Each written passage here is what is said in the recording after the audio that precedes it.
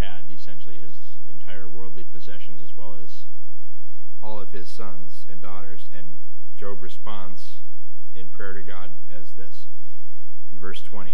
Then Job arose and rent his mantle and shaved his head and fell down upon the ground and worshipped, and said, Naked came I out of my mother's womb, and naked shall I return. Thither the Lord gave, and the Lord hath taken away. Blessed be the name of the Lord. In all this Job sinned not, nor charged God foolishly. I wanted to look at the actual definition of the word worship so we understand better of what Job, how he responded there when he learned in a very short amount of time. It must have only taken 10 or 15 minutes that everything he had was lost, or say that blessed be the name of the Lord. And then we continue on in chapter 2, where he's tempted again, starting in verse 3. And the Lord said unto Satan, Hast thou considered my servant Job, that there is none like him in the earth, a perfect and upright man, one that feareth God and escheweth evil, and still he holdeth fast his integrity, although thou movest me against him to destroy him without cause. And Satan answered the Lord, and said, Skin for skin, yea, all that a man hath will he give for his life. But put forth thy hand now, and touch his bone and his flesh, and he will curse thee to thy face. And the Lord said unto Satan, Behold, he is in thy hand, but save his life. So went Satan forth from the presence of the Lord, and smote Job with sore boils, and from the sole of his foot unto his crown. And he took him a potsherd to scrape himself withal, and he sat down among the ashes. Then said his wife unto him, Dost thou still retain thy integrity? Curse God and die. But he said unto her, Thou speakest as one of the foolish women speaketh. What shall we receive good at the hand of God, and shall we not receive evil? In all this did not Job sin with his lips. So that's just that, so we understand more of the prayers that Job has throughout the book here. So not only has he lost all of his wealth, possessions, his herds and flocks, he's lost his 10 children. His wife's told him to curse God and die, and he's afflicted with sores, and can't really get a whole lot more worse than that. Then we carry on his next prayer. He has some dialogues with his friends come and discuss and try and mourn with him, but his next actual prayer in the book is in chapter 7, in verse 17. What is man that thou shouldst magnify him, and that thou shouldst set thy heart upon him, and that thou shouldst visit him every morning, and try him every moment? How long wilt thou not depart from me, nor let me alone, till I swallow down my spittle? I have sinned. What shall I do unto thee, O thou preserver of men? Why hast thou set me as a mark against thee, so that I am a burden to myself? Why dost thou not pardon my transgression, and take away mine iniquity? For now shall I sleep in the dust, and thou shalt seek me in the morning, but I shall not be. So in this short prayer here, after all his dialoguing with his friends, and he mourned for essentially a week during that time frame, he asked God, why? Well, who is man? What is man? Why are we so important that you'd put all your focus on us, or on me? And essentially, he declares that he must have sinned. In verse 20, I have sinned. What shall I do unto thee, O thou preserver of men? Doesn't understand why God is targeting him. What has he done to draw the attention of God to himself? So he's assuming that he sinned. And then he also, towards the end of verse 21, doesn't have any reason left to live. So he just says, I may as well just be dead, essentially. And why dost thou not pardon my transgressions, and take away mine iniquity? For now shall I sleep in the dust, and thou shalt seek me in the morning, but I shall came out of dust, so shall we return. So in Job's perspective, he doesn't really see any reason why he should still live. There's nothing left to live for. Then there's a long prayer that he has, starting in chapter 9, verse 25, and carries all the way through chapter 10. Now my days are swifter than a post. They flee away. They see no good. They are passed away as the swift ships, as the eagle that hasteth to the prey. If I say, I will forget my complaint, I will leave off my heaviness and comfort myself. I am afraid of all my sorrows. I know that thou wilt not hold me innocent. If I be wicked, why then labor I in vain? If I wash myself with snow whiter, and make my hands never so clean, yet shalt thou plunge me in the ditch, and mine own clothes shall abhor me. For he is not a man as I am, that I should answer him, and we should come together in judgment. Neither is there any daysman betwixt us that might lay his hand upon us both. Let him take his rod away from me, and let not his fear terrify me. Then would I speak and not fear him, but it is not so with me. My soul is weary, and my life, I will leave my complaint upon myself. I will speak in bitterness of my soul.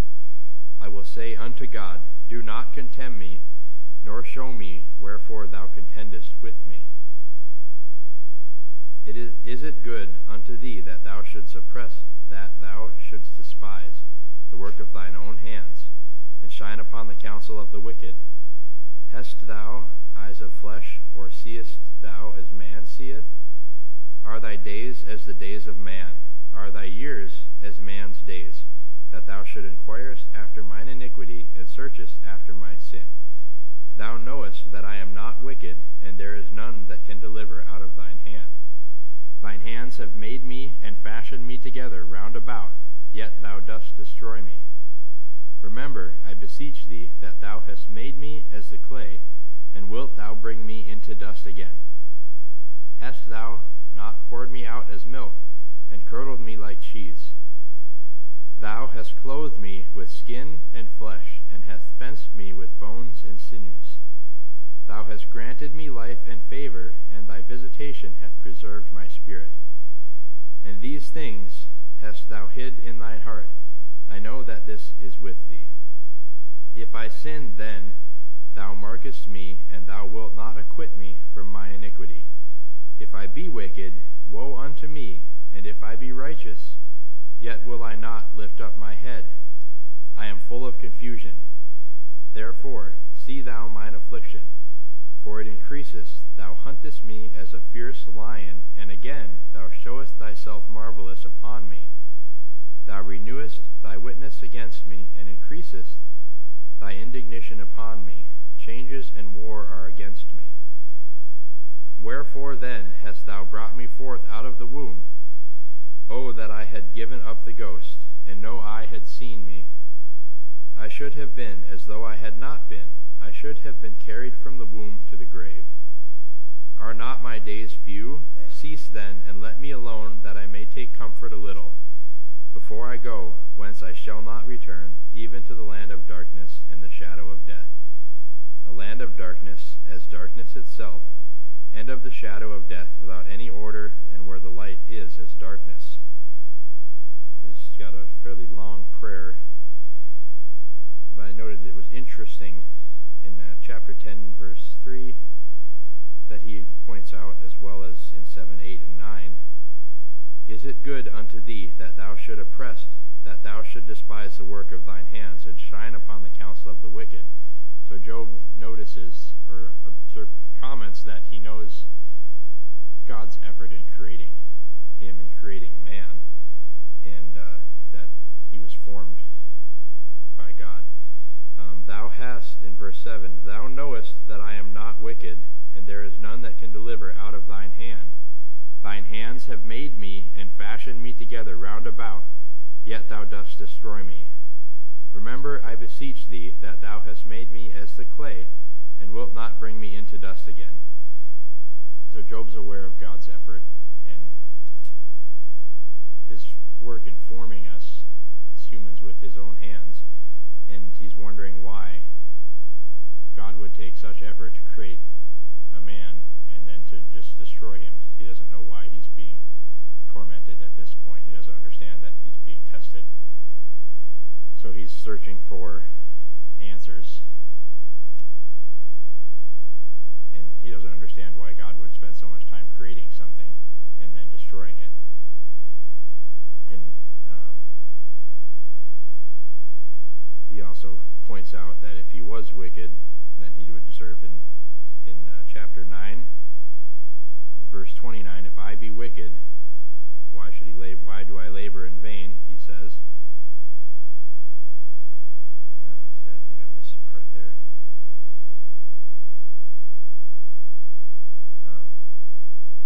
But yeah, he doesn't see any purpose. If he is wicked, he feels that he's deserving of his punishment, and if not, then he doesn't know why.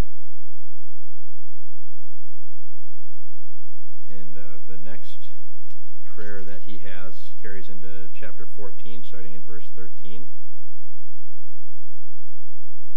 O that thou wouldst hide me in the grave, that thou wouldst keep me secret unto thy wrath be past, that thou wouldst appoint me a set time and remember me. If a man die, shall he live again?